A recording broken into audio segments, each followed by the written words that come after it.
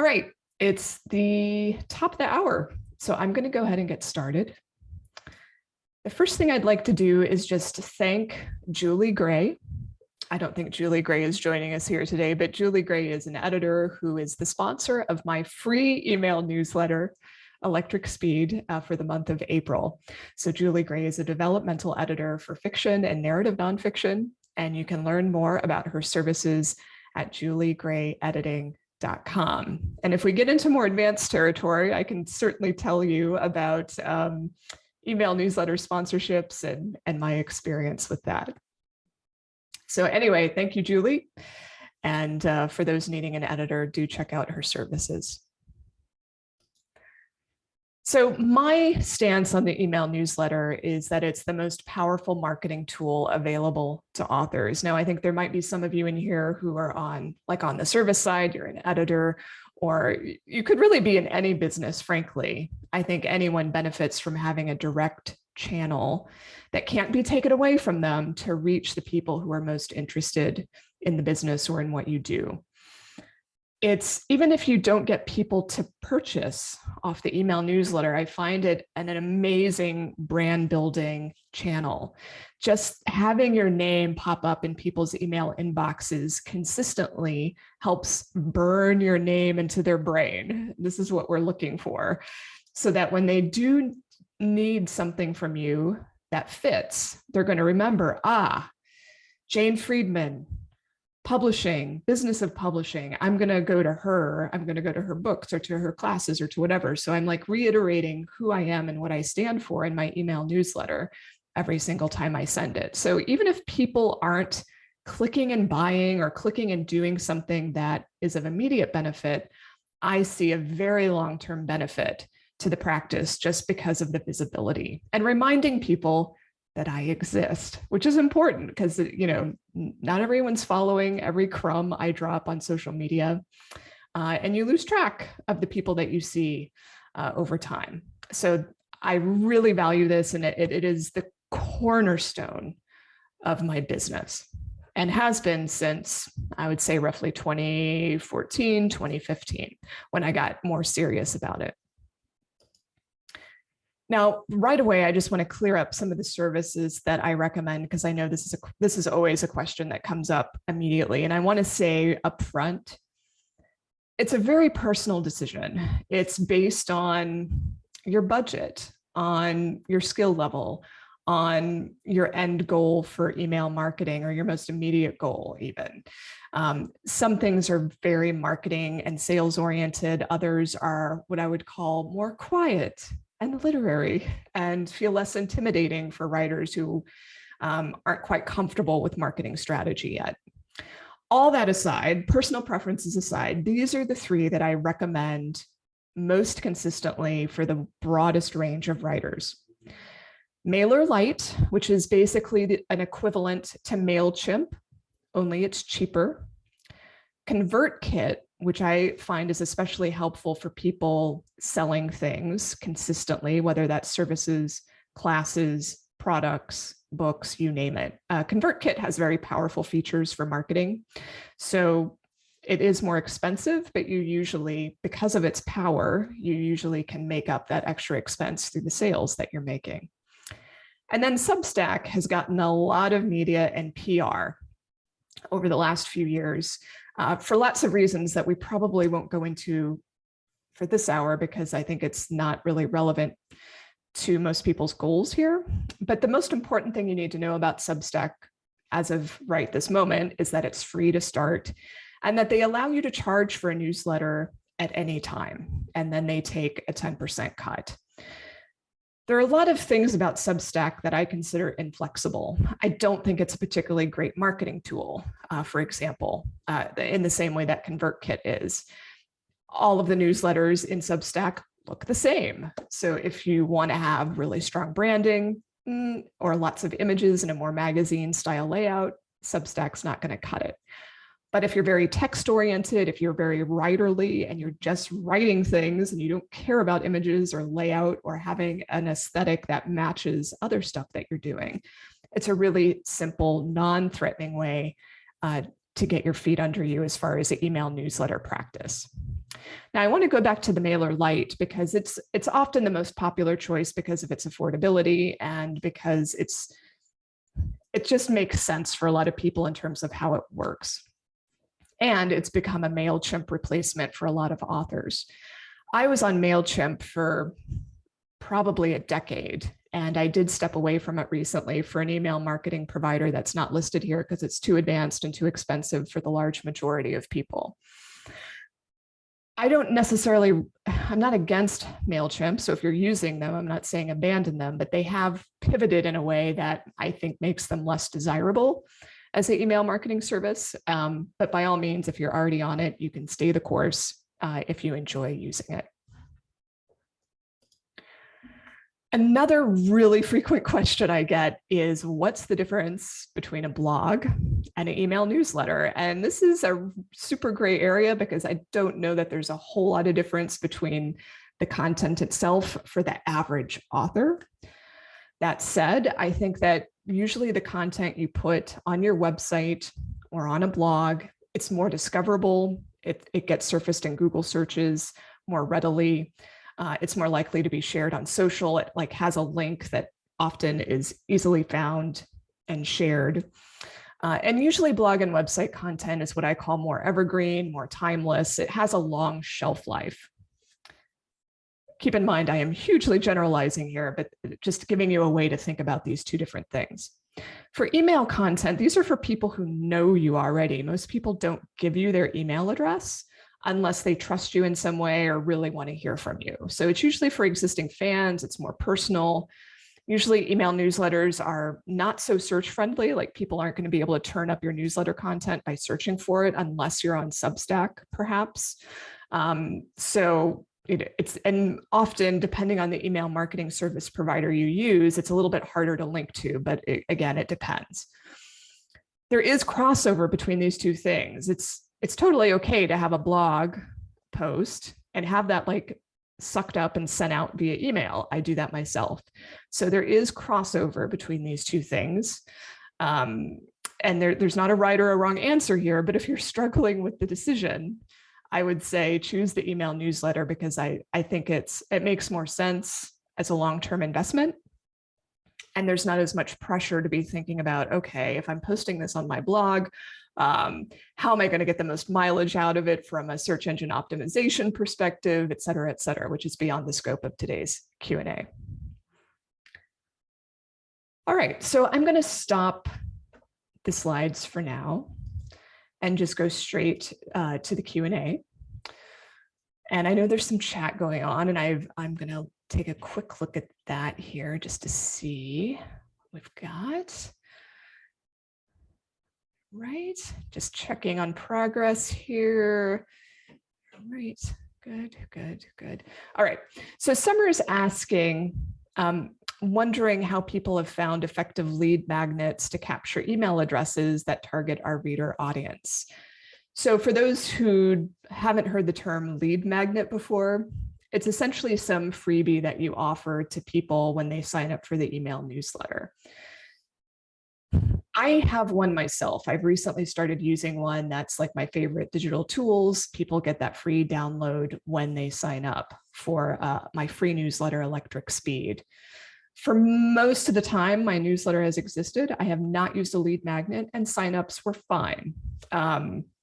But certainly you're going to get more signups more rapidly if you have a giveaway that ties into what you want to be known for and what people can expect from your newsletter. So you want to make sure that there's a really tight relationship there between the freebie and then your branding and the newsletter content. Keep in mind that if you use a lead magnet or some sort of freebie, there will be people who sign up just for the free thing and then they will fall off the list, meaning they'll unsubscribe right away. They might even provide a fake email because they don't want to give you their real email.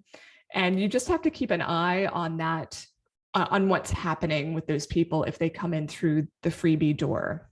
Most people have multiple ways of capturing names and building their list. So a freebie is just one method. So you'll just want to compare the results of that with other methods that you might be using and ensure that the quality of the name that you're getting is good enough for your purposes. Otherwise, you'll need to consider changing it or seeing what it's like just to do without it. I find that freebies, these lead magnets, can be used as a crutch, meaning instead of having a newsletter that has a really compelling USP, a unique sales position, or having a unique reason for being, or having a unique benefit. When people don't have that, they say, well, have this free thing because I don't know how to sell you on my newsletter otherwise. The way that I sell people is that my newsletter has cool digital tools and resources in every issue. Other people have really interesting niches where people are just really interested in updates and news or opinions in that niche. So the answer is going to be different for everyone, as is going to be the case with a lot of these questions. If you can't think of a freebie to give away, don't sweat it. Like, it is not mandatory. You shouldn't feel guilty that you don't have a freebie. It's not going to make sense for everyone. I would say for those of you who are novelists, though, especially if you're a self-published novelist, you'll want to think about some sort of freebie that's like a prequel or some sort of side story that complements the books, something that gives your existing readership something juicy that they wouldn't otherwise get unless they sign up for your email newsletter.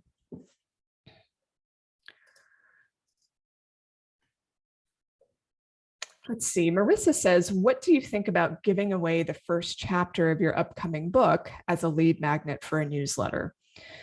So if we're talking about fiction, I'm not sure that that makes any sense, because people have access to that first chapter usually through Look Inside, through Kindle. There's always like a sampling, a free sample that can be had when people are browsing books at retailers for the most part. And it's also something that you might just have sitting on your site, frankly, to entice people to get involved and then order the book. Now, if it's a nonfiction book where there's something in that first chapter that's something juicy, maybe, memoir, it falls into the same category as fiction, where I don't think that it's going to help you. So in that case, I just don't see it as a meaningful benefit. Like, it's not going to hurt you, but I also think it's not going to drive signups. All right. Megan mentions that having no freebie is better than trying to come up with something that doesn't connect or falls short. And I very much agree with that. Allison mentions that one author said on Twitter that she uses an epilogue that isn't in the book as a freebie, which I think is a brilliant idea. So anything that's like, it's like the director's cut, if on the DVD, when we used to have DVDs, or it's that extra special something that you feel like you're part of the inside exclusive group. That's what you're really looking for. Karen mentions she uses a novella, which is a prequel to her new series, and it introduces readers to the new series. That might work fine. Again, I'm looking for something that's going to, or what I generally recommend is something that's going to be exciting for people who have already somehow bought into you. Okay. Karen mentions she uses her former newsletter provider for things like book sweeps, book funnel promos, and she doesn't move them over to her real email marketing service, which is MailerLite, until they're engaged, because it keeps her list cleaner. I have heard people of authors using that strategy, and I do think it's interesting. If you can manage the extra work involved in doing that, by all means.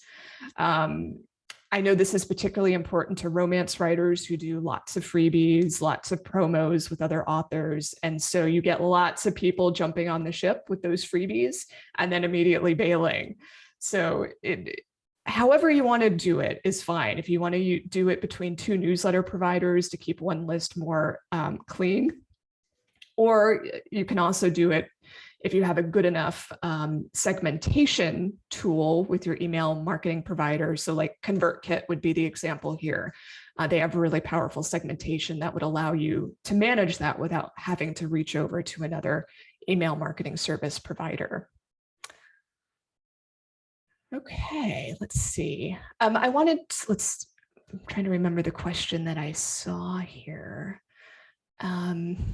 I see Ingrid is wondering how hard it is to format the emails, which is in reference to Mailchimp. Lola is asking, what do I dislike about Mailchimp? So this gives me an opportunity to talk a little bit about the downsides of Mailchimp these days. So number one, they just got a lot more expensive while also taking away features. So just from that basis alone, it makes me very cranky. I feel like they've broken some of their promise to longtime users by taking away features that and then charging you more to get access to them. I think also they're getting into other types of marketing, like postcard or mailer marketing. They're trying to add in other functionality like websites and landing pages, or they have added it. And so for me, it wasn't for the individual creator anymore. It was for another type of business that just didn't describe my business. Now, that said, I still use Mailchimp to send out my paid newsletter because it integrates with my subscription management system, meaning it allows me to always be sending to only the people who paid to receive the newsletter. So one of the benefits of Mailchimp is that it does integrate with lots of other systems. Usually it's the first system, sometimes the only system that integrates with some other third-party tool. So that can be a really compelling reason to stick with it. And it's why I've stuck with it for the hot sheet, which is my paid newsletter. Now, as far as formatting the emails in Mailchimp, I mean, I've used it for so long, I almost can't remember the days when I didn't know. But for me, it's like a drag and drop interface. It's not that complicated to use, but if you haven't been in email land as long as I have, it could feel more opaque. But I know that people, like anecdotally, I hear that people prefer MailerLite as far as the learning curve and learning how to put together an email for what it's worth. But I think your mileage varies a lot here just based on your prior experience and what you've been exposed to. Megan mentions as soon as Mailchimp sold their business, which they did recently, I can't remember now who bought them. Was it Intuit, Quicken, some weird company that I didn't associate with email marketing? They started going downhill. All right, just checking the question box again. Anita's asking, what are some things to be included in a newsletter? I know that many writers struggle with sending because they don't know what to put in the newsletter. So it's a great thing for me to address. Let me say up front that no one will complain that your newsletter is too short. If you send an email that's 2 sentences, people will probably be thrilled because you just reduced their burden of having to read another email in their box. Now, I'm overstating the case a little bit, but not by much. I'm going to put a name into the chat here. Josh Spector, for the interested. That's a newsletter I subscribe to. I think he has a fascinating strategy where every day he sends an email. Now, I would not recommend a daily send for the average person. It's a lot of work and it leads to more people dropping off the list over time because they don't like that frequency. But his emails are short. It's like a sentence and a link, or like 100 words max. And he said that he's gotten far more engagement and sharing because of that approach. And then on the weekend, he basically does a digest of everything he mentioned during the week. So it's a longer email, I think on a Sunday or something. So he's one you can learn from just to see the varied strategies that people use, and that it doesn't have to be that complicated to get into an email marketing practice. So I've so far dodged the question of what you put in the email, but I just want to emphasize it doesn't have to be much to be meaningful enough to send. It can just be a pick-me-up for people, something to inspire them, a quote that you ran across, a photo of your cat. Like seriously, it doesn't have to be a heavy lift. One of my favorite strategies for people who are struggling with this is think about your consumption habits. What is it that you consume regularly that you like to talk about? You know, for me, it's digital tools and resources. So that's why my newsletter focuses on it. For other people, it could be TV, movies, books, podcasts. You know, it could even be lipsticks. Like if you know every new lipstick that's coming out, you can, you know, and it connects somehow to what you're doing writing wise or service wise, or it's just part of your shtick, you can talk about the latest new lipstick. But the key here is it's not something where you're like sweating it, like, oh my God, this week I have to research something to put in my newsletter. Now, there are some people who treat their newsletter in that way because it's a paid newsletter or there's some higher stakes attached to it, but that's not what I'm talking about here. I'm talking more about being in more regular, personal, intimate contact with people and showing them what's happened for you lately. So just think about the things that you stay up to date with and you can share on a regular basis that sounds like fun to you, because we want this to be sustainable and that it's, you know, it's not going to be a headache every time you sit down. Now, one of my secrets, well, it's not much of a secret, it's just a productivity habit, is that when throughout my day, if I see something interesting, if I see notice of a new USB microphone, or there's a link to a really cool article about Twitter strategy, rather than stop what I'm doing, I just copy the link or I screenshot the page and I tuck it over into Notion. This is my note-taking tool. And I put it in a special folder called Electric Speed, so that when I am ready to sit down and write my issue, I've got all of the notes and ideas that I've accumulated over the past couple of weeks just sitting there waiting for me. So I'm never starting from scratch. I'm always starting with a brainstorm list of things I thought, you know, that might be a good thing to mention in Electric Speed. So I would urge you to come up with something like that so that you're not struggling with each and every issue. So aside from the media consumption, other things that you can put in the newsletter, if you're a fiction writer who's always working on your next book, you can do behind the scenes.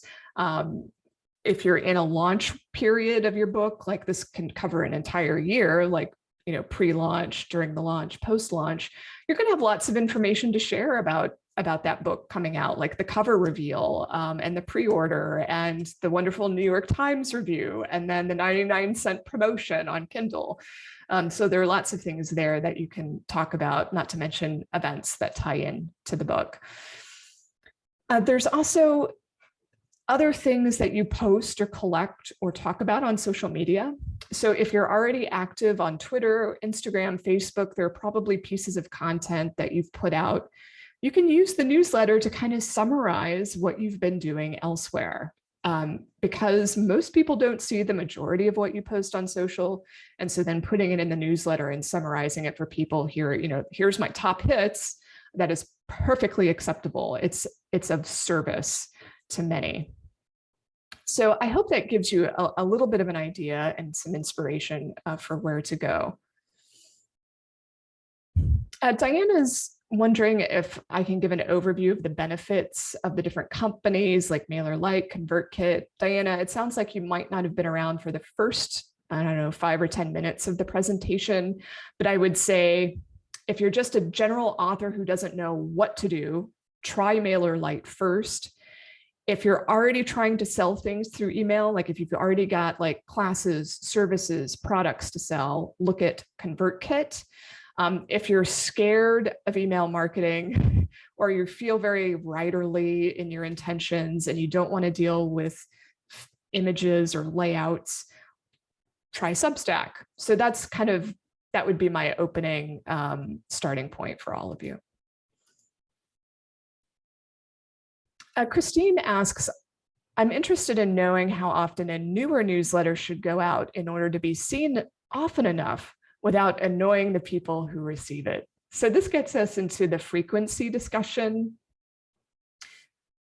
Frequency, it's important to establish a frequency and then stick with it until you decide it's time to change for some specific reason. I think weekly is as frequent as you would want to get. Unless you're a full-time professional marketer, I don't think, like Josh Spector, for example, I don't know that I would ever consider a daily send. It would have to be really news oriented, or you'd have to have a really compelling reason to do something every day of the week. Weekly is still pretty frequent in my mind, but it's also, the regularity of weekly is going to teach you a lot about what people like and don't like. You're going to get a lot of experience very fast. But I think that's, the weekly is probably too much of a burden for the average author that I meet. So I would suggest a starting frequency, especially if you're new, of either monthly or every other week, especially if this is feeling overwhelming to you or you're not quite sure what you're going to do. My frequency is bi-weekly for both my paid and my free newsletter. I also have newsletters that go out in association with my blog, and those just come out as there's new content, and there's a weekly digest. So I have experience with all sorts of frequencies. Back early days, I used to do Electric Speed on a somewhat monthly basis. Sometimes it ended up being every 2 months. But what happened when I sent it every 2 months is that people forgot they had signed up. A lot of the names had gone bad or stale. And you would just, it just wasn't the greatest feeling. It wasn't regular enough contact for me to understand the benefit of email marketing. Once I committed, meaning I put it on my to-do list, and I gave myself a deadline for coming up with content, which was every 2 weeks, that's when I really started to see the payoff. So, this is true in so many parts of life, where when you finally commit, you see results. It's not just whenever you have time. So I would urge you, commit to monthly, say, or to bi-weekly, and do it until you feel like a change is needed. And there could be lots of reasons for that. So for example, for Electric Speed, I've been contemplating moving to a weekly frequency, because I have a lot of stuff that I just don't mention because the time has passed for it. And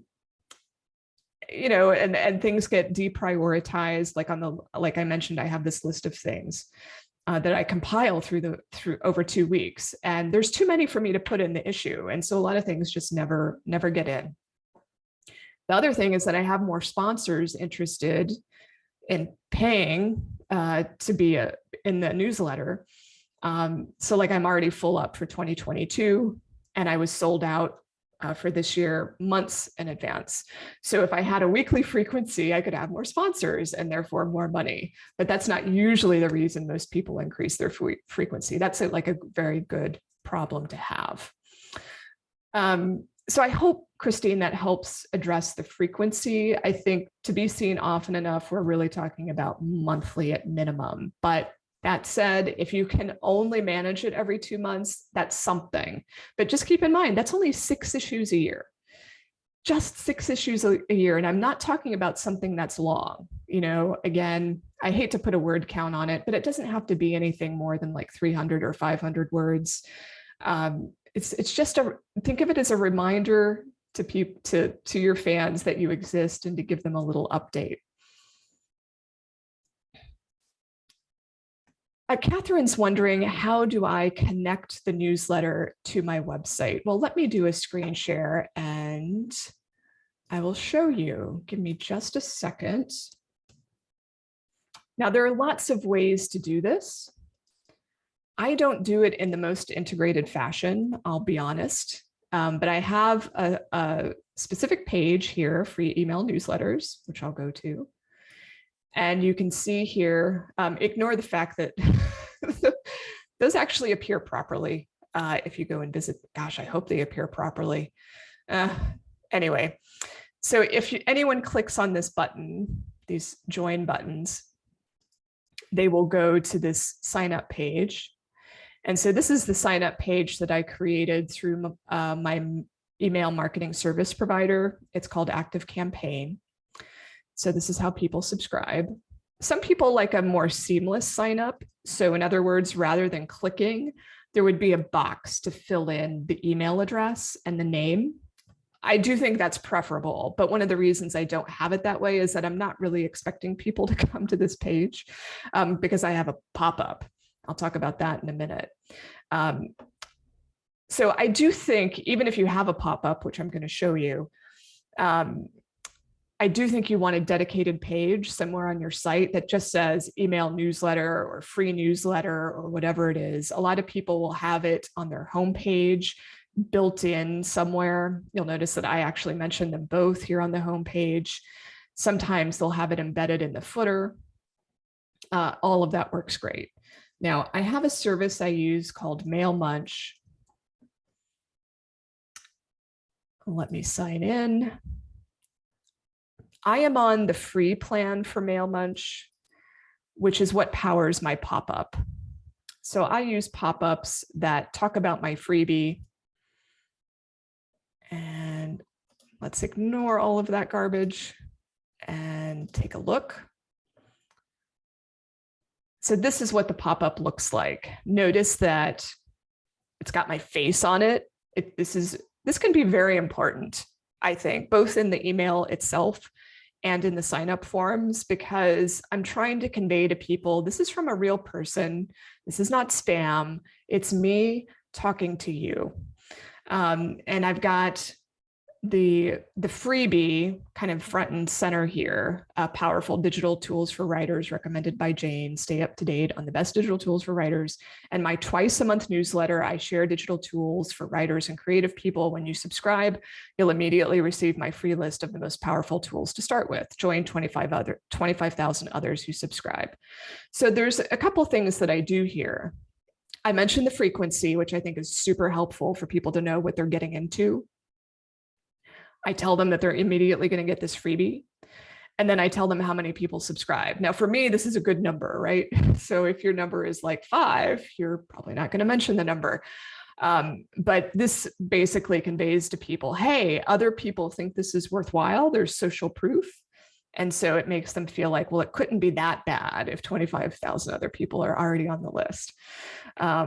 So right here, just the takeaway here is make sure whatever your sign up form language is, this marketing copy, make sure it's specific to you, what you're offering people, your frequency. You don't want it to be interchangeable with anyone else's sign up. It should be unique to you. So this pop-up, there are a couple of important behavioral features, because I know people hate pop-ups, right? But it wasn't until I added a pop-up to my site that I saw the subscribership just skyrocket. And I do mean skyrocket. It was like night and day. It was like in tiny, tiny, tiny, tiny increases on my list until I put the pop-up on my site. And then it was like, wow, I launched into the 5 figures in less than a year. Now, part of that is because I have a blog. I have lots of people coming to my site on a daily basis. So a pop-up makes total sense for me. Now, the behavior of it though, since people get annoyed by pop-ups, it doesn't show when people visit the page or visit my website.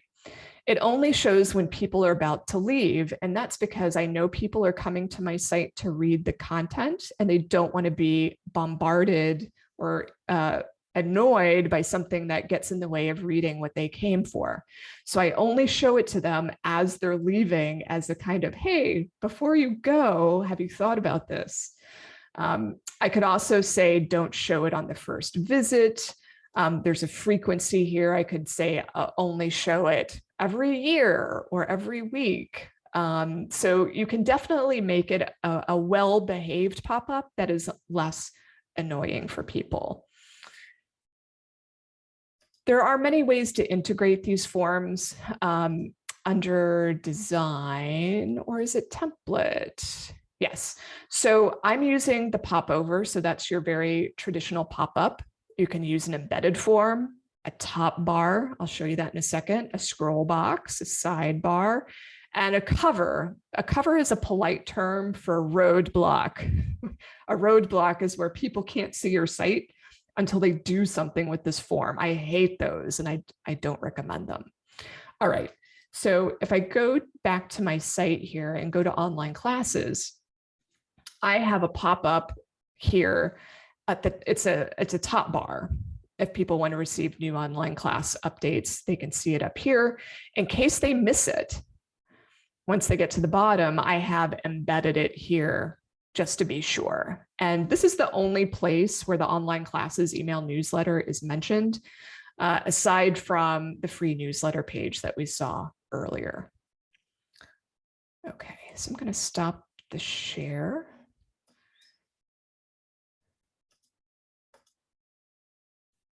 Marie asks about electric speed. She says, it's always a joy to receive. Thank you. And how did I start it? How has it evolved? What was your first ever newsletter like? The first ever one feels daunting, like speaking to an empty room. And how do you gauge audience reaction? So it started in 2009. It was called, I think, 3 Happy Things. It wasn't named Electric Speed.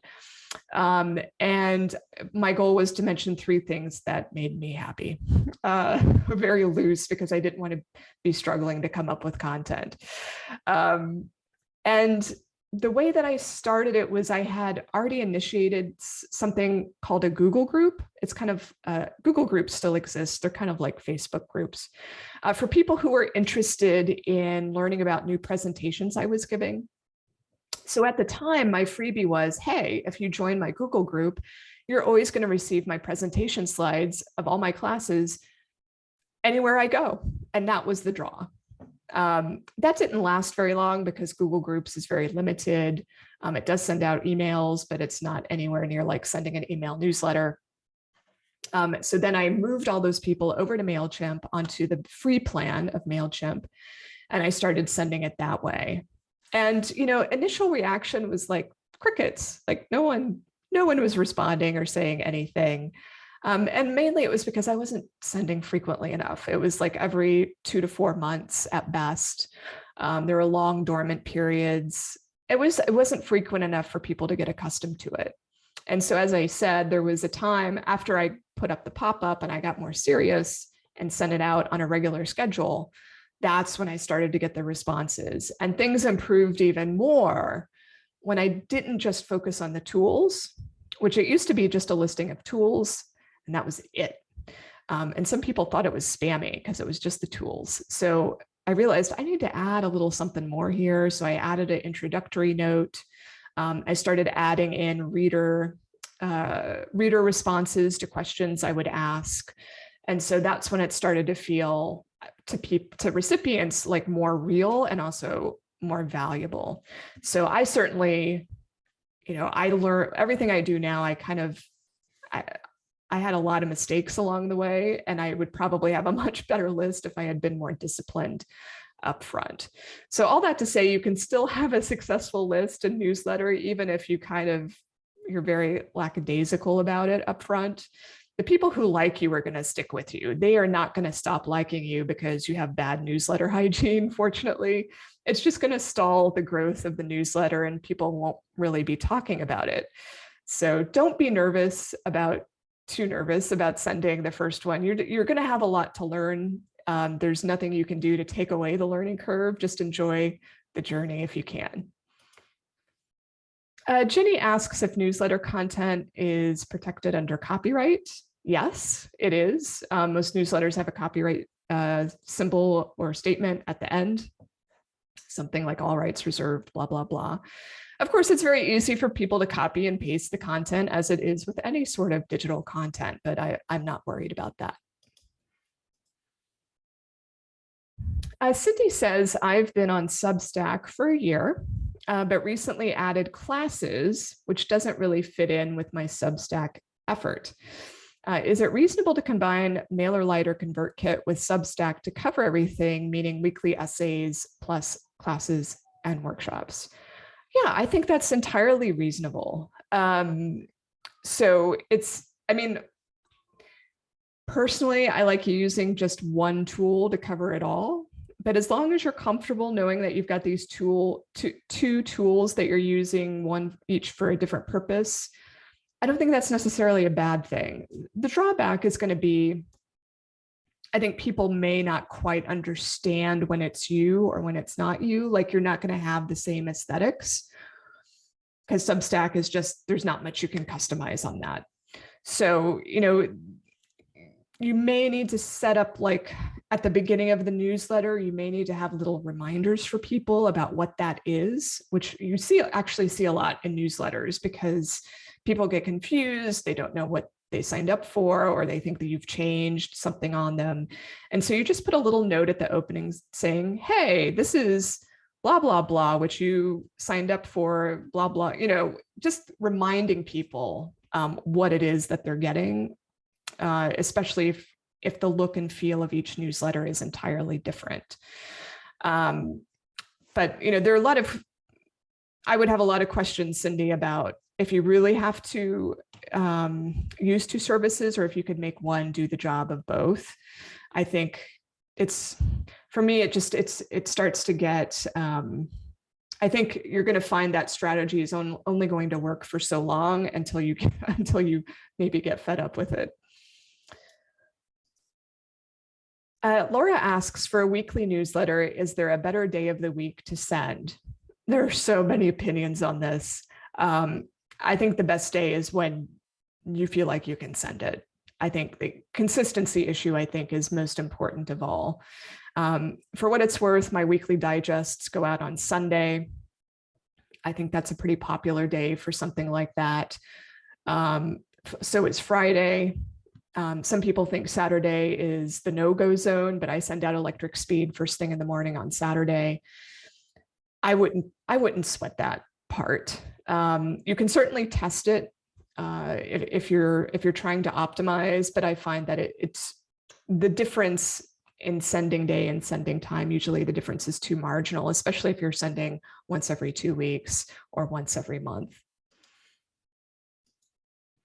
Summer asks, where and how can a writer advertise their newsletter? So I'm gonna take the word advertising here in an informal sense, meaning you're not going to actually pay, but how can you promote it? Social media is the #1 place that people spread the word about their newsletter. Twitter isn't a particularly effective way to do it if you're on Twitter, because you can create Twitter threads and do other valuable tidbits for people. And then at the very end of the thread, you can say, if you enjoyed this, sign up for my email newsletter. You can do something very similar on Instagram. If you take a look at James Clear, I love pointing to his Instagram. I don't have the link handy, but if someone looks it up and pops it into the chat, thank you. So his Instagram is really nothing more than an email newsletter marketing tool. It's essentially, he posts content from the newsletter on Instagram, and I believe his link in the bio is to sign up for the newsletter, et cetera, et cetera. So you can totally do that. I think his use of Instagram is brilliant for that purpose. Thank you, Ingrid, for posting that link. So think about what social media channel do you use most frequently, or do you like? And how can you embed some calls to action there, or remind people that you've got the newsletter? Certainly when you have a new issue come out, it makes a ton of sense to take the link to that issue, the link to the web version, and then share that wherever you're active and remind people, hey, if you don't subscribe, look what you're missing out on, that sort of thing.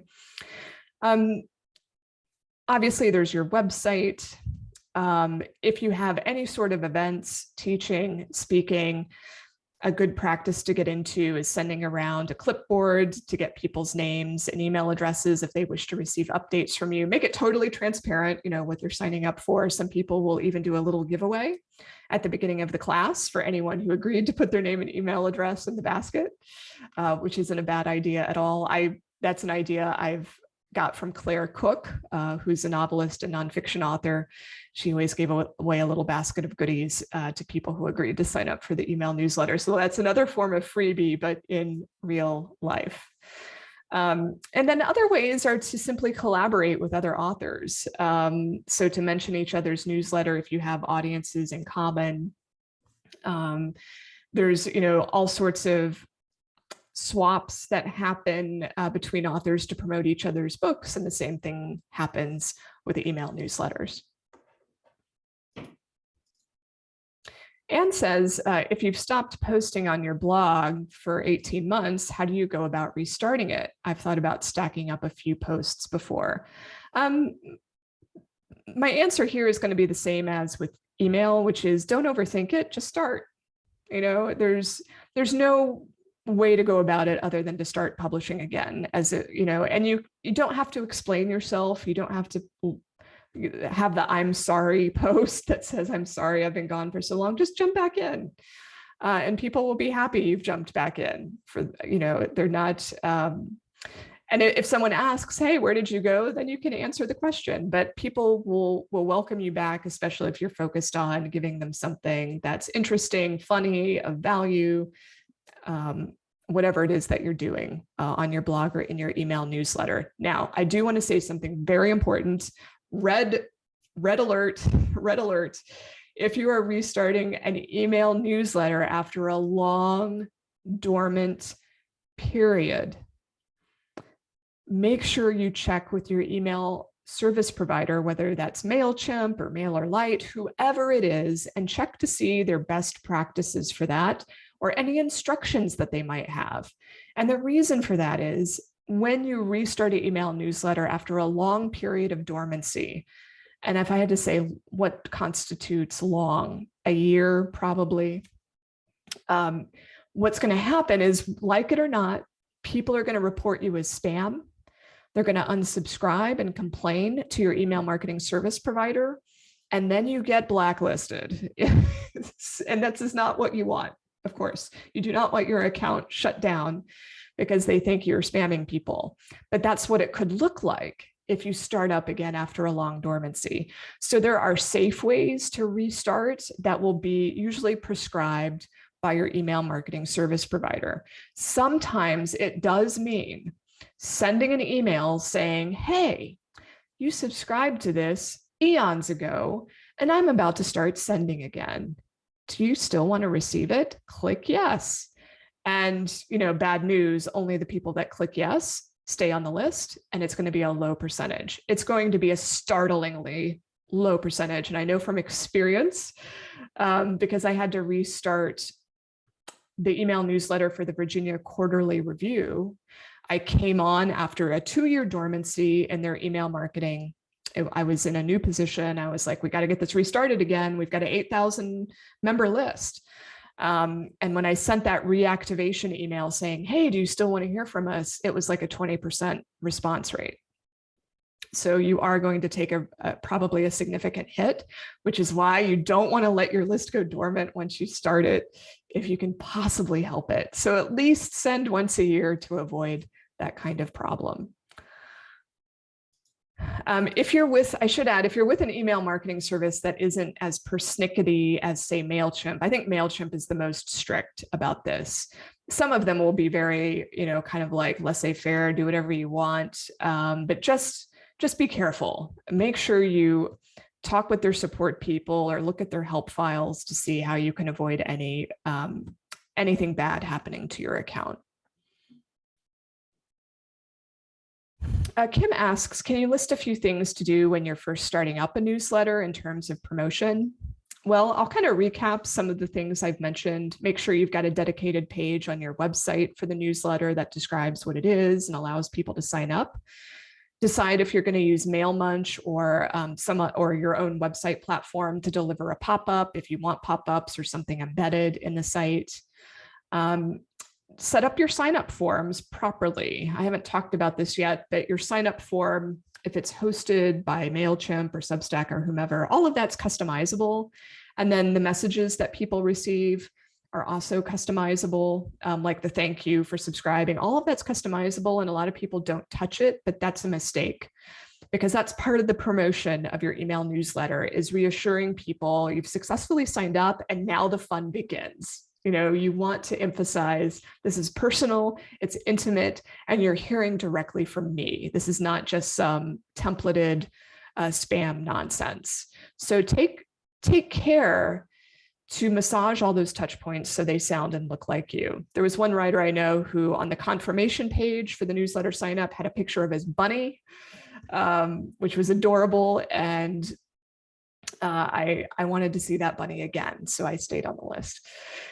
So I know sometimes that's not considered promo, but it just helps with retention. You don't want people to fall off the list right after they've signed up. And that can happen when they see something or feel something is off, or like it's not what they agreed to.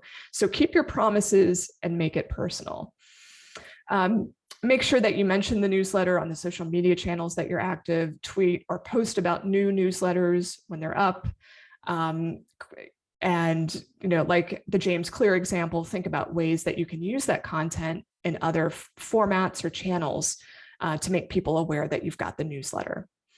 There are also incentives that people will use. This is beyond the freebie, where it's a reward system where if people recommend your newsletter using their special link, like an affiliate link, they get like stickers or mugs or digital wallpapers or fun stuff. If they recommend 10 people or if they recommend 100 people, it's like, you know, this tiered system of rewards. So that's another way to get your existing subscribers to spread the word for you if you're willing to give them something in return. There are very specific companies that help facilitate this. I don't know them off the top of my head since I don't use them. But if you just start Googling around for newsletter affiliate programs, you're going to turn them up really fast because they're very popular right now. Victoria says, can I address content? Victoria's been told newsletters should be 3 paragraphs on one topic. Gosh, that feels very restrictive, like I was in a bad writing class in high school. So Victoria is not fortunately, is not writing 3 paragraphs on one topic. She's doing a recap that might refer to the previous issue, what she's currently doing, etc., links to her website, and it's been effective. Victoria, if it's been effective, please keep on and ignore the people telling you to write a 5-paragraph essay with an opening and conclusion. That nobody wants that in their email. They want voice. Usually they want fun, or they want something that will inspire, make them think, or they want to feel like they have a friend who's in the same boat. Whatever the reason is they signed up, it's usually for something from you and not 3 paragraphs on a topic. All right. Yvonne wonders, do the pop-ups have an option for timers? When I visit websites, I tend to exit the pop-up right away because I don't yet know what I want to subscribe, until I've been on the site to look around. Yes, I feel the same way. So can you choose when it pops up? So just to confirm, yes, you can decide what the delay is, or you can choose the exit option as I did. Summer says or asks, do you ever post testimonials or short blurbs about your newsletter? If I were doing things properly, I would have testimonials on that sign up page that I showed you. I do have testimonials, but I just haven't put them all in one place. I would have to comb through my emails to find them, and I just haven't done it. It's a time issue. It is very effective so here's a lesson for you. When you get a response from someone who says, I love your newsletter, or something complimentary, respond to them, thank them, and say, do you mind if I use this as a testimonial on my site or whatever? And they're going to say yes. People always say yes. And then you're going to copy the testimonial into a little bucket for that purpose with the person's name or whatever they're comfortable with you using.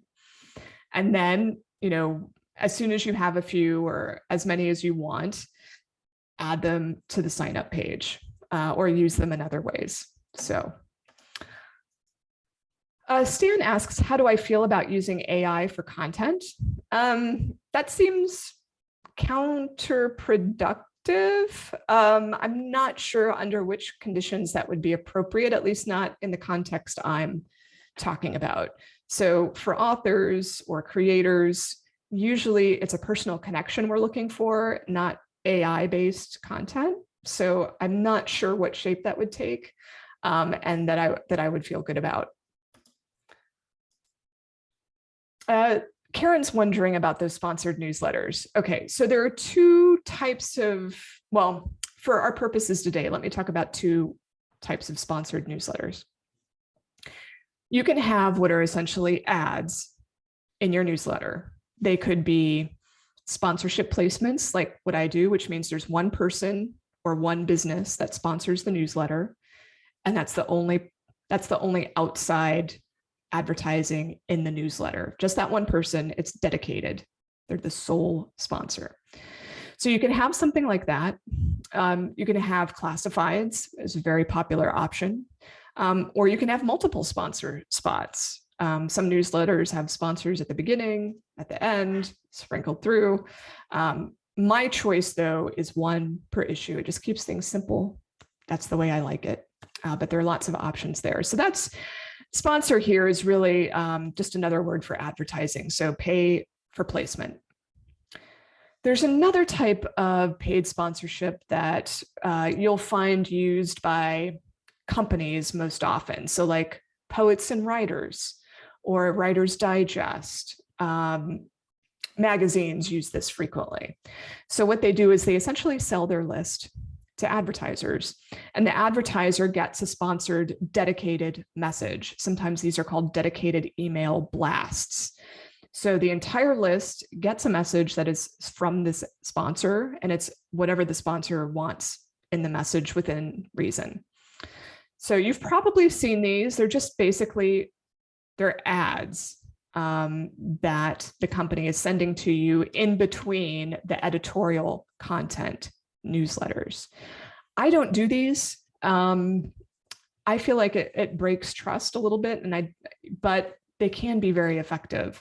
And Poets and Writers and Writer's Digest and these other magazines, they can charge a lot for them. It was like the highest ticket item. It's because it's so valuable. It's so valuable, to have a dedicated message. So those are the types that you can have. I think the big question for a lot of people is if they want to take ads or have sponsors, how do you get them in the first place? Well, usually they first come from your subscriber base. So with Electric Speed, I didn't suddenly tweet out or announce or even put on my blog, hey, I'm accepting advertising now. Instead, I put in the newsletter, I'm opening up for advertising. Do you want to advertise in this newsletter? Visit this page to learn more. I only wanted to open it up to people who were already familiar with what I was doing and already knew me, because I knew that was going to result in a better fit, and I was right. So it's not something that I mention out in public. It's only for people already on the list. If your list is very small, or if you want advertisers who are outside of your community, like if I wanted Jim Beam to start advertising in Electric Speed, I would not be opposed to that. Jim Beam, if you're listening, I would have to approach them. They don't know who the hell I am. But writers and editors and people in the publishing business know who I am, and they see the advertising opportunity and they get in touch. So you'll need to think about, are you looking for advertisers or sponsors from within your community, people who already know you, already subscribe, or are you angling for those big companies to be advertising? For the latter, I wish I could offer you advice. I don't have any because I don't have experience going after advertisers, for me personally anyway. So Karen, I hope that helps. I'll mention that I did start out with classifieds, but I found that it was too time intensive. Like, it's a lot of work to manage people's classified ads. It's like 5 people or 6 people or however many you accept. And it's a lot of paperwork. It's a lot of administration. So that's one of the reasons I decided to stop classifieds and just have a sponsor, because it's so much less work. And there are people who are happy to pay the sponsorship fee. Diana asks, do you think the newsletter content needs to be thematic and based on one overall topic? Your content is all tied together by technology. Yes, I do think you kind of need to stick with a particular key thing that you do. But that doesn't mean, that you can't mix up the content or fit in things that don't necessarily, it doesn't always have to be matchy. So, sometimes I mention things that are way outside tools and technology. I can't think of the most recent example, but sometimes it might be food related or bourbon related. I don't know, but there are occasions when I slip in things that I really love that have nothing to do with tech. But just remember, why did people sign up for this? Why do they want to hear from you? And you want to stick reasonably close to that. You also want, it's helpful to have a format where you know what buckets you're going to fill, or a structure where you know what buckets you need to fill each time, so that you can get into that rhythm and flow of, okay, I need something for this spot and I need something for this spot. And your brain is always thinking in the background, I have to fill that spot in 2 weeks. So I think it's really helpful to have this structure, because I find it's easier to be creative when you know exactly what you have to do. And then when something falls outside of it, that's fine. People are very accepting of that. Nita asks, how do you decide what goes in the newsletter and what goes on social? There's a lot of crossover. Although I'm not in the habit of talking about tools on social, I'm more in the habit of talking about writing advice, publishing business. But, it's fine if your email newsletter ends up being stuff that was on social. Again, there are a lot of people who are not following you on social. They didn't see what you posted on social. And so I wouldn't worry about any sort of repetitive content. Certainly you will hear from readers, or you'll get the sense if you're being too derivative with what you're putting in there, if it doesn't feel special enough. But I have almost never seen that as a problem. Cheryl asks, for Mailmunch, did you say there was a free account option for very small lists? I'm still on the free account for Mailmunch myself. I think you start paying if you want the more advanced features, like they have testing, where you can do A/B tests to see which sort of form works better, which is super useful when you're just getting started out and you don't know, should I use this language? Should I use that language? Which freebie works better? So you can test all sorts of things, but for that, you do have to pay. Anne wonders if I am a proponent of using tools like IFTTT, which stands for if, then, this, I think. So you can post once and have it automatically post in other places, or is it better to post on each social media account individually? I like doing it individually because I like putting a little of my touch on it based on what I know about the audiences in each place. So my audiences are a little bit different on Twitter. They're a little bit different on Facebook. They're a little bit different on LinkedIn. So I don't like to make it the same, but I know people who do use tools like that and they're not hurt by it. So I think to some extent, this is a personal decision.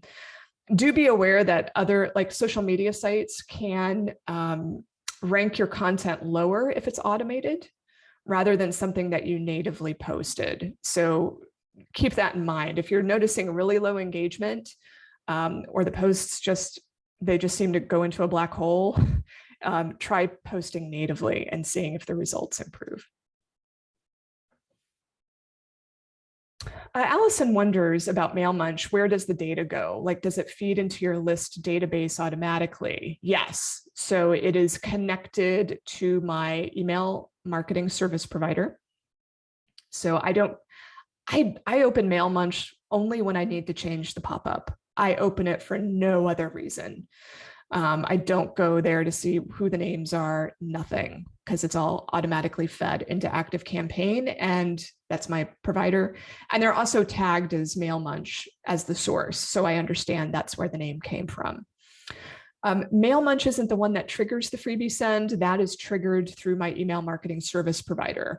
So as soon as someone joins the list, ActiveCampaign, then that's the trigger for them to get sent the freebie email. Mailmunch, I believe, I haven't looked closely, but I believe it can also send emails. Don't hold me to that, but I think it has far more extensive functionality than I'm using it for. So if you really love Mailmunch, I think it might be possible to send emails through it. Here's the question that everyone wants to know about. How do you keep your emails from going to promotion or spam? And here is the hard truth. You can't. It's going to happen, and you accept it. Certainly, you can tell people, whitelist me, drag me over to your inbox. You can give them all sorts of instructions. You can use every trick in the book, and I have seen every trick in the book, and your emails will still go into promotion or spam. Don't try to fight it. I mean, obviously use good email hygiene, do everything you can. Don't put sex in your subject line. Don't do some of the things that these services usually warn you when you do something crazy like that, like sex, sex, sex in a subject line. They'll say, hey, are you sure about that? Because you're going to go straight to spam with that subject line. So you will get warnings from decent email marketers, service providers. But other than that, just accept that some portion of your emails aren't going to get seen. This raises the question of list cleanup, because some number of people won't ever see your messages.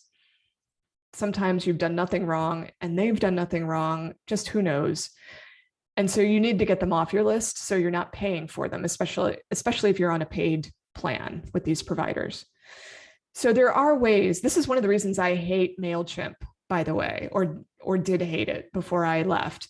They make it so hard to clean your list, so hard, so that you're like throwing out the good with the bad. And it just enraged me because they earn money based on the size of your list. And they were actively, basically trying to keep more people on your list by making it hard to clean it.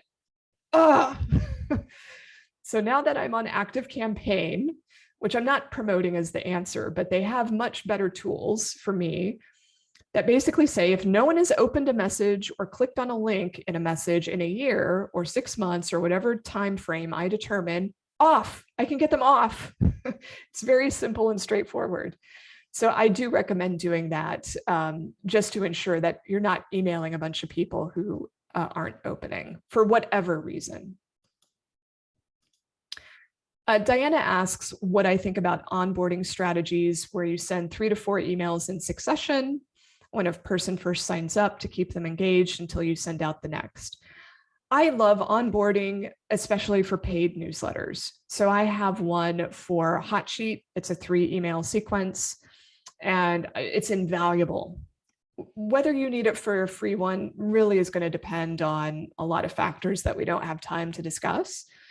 But I do recommend at least one message that people immediately receive that's beyond just, it could just be the thank you, like an extended thank you for signing up with more of a message from you. At that, you want that at minimum. You could go another step and have an extra message, especially if you're a monthly sender, that maybe has your best hits or frequently asked questions or whatever makes sense for what you do.